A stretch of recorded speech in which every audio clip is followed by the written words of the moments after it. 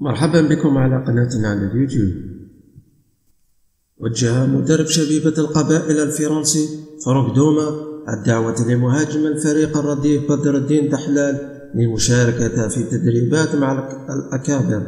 وحسب المعلومات فإن المهاجم بدر الدين دحلال اندمج بسرعة في تدريبات اليوم رفقة فريق الأكابر بسبب استدعاء المهاجم دحلال هو تألقه هذا الموسم مع رديف الشبيبة، وربما فك العقم الهجومي الذي يعاني منه رفقاء حمرون.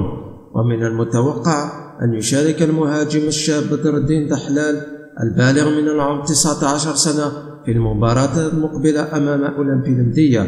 ويذكر أن اللاعب دحلال خارج مدرسة الشبيبة وهو مطلوب في الترجي التونسي وعدة فرق أخرى من المحترف الأول.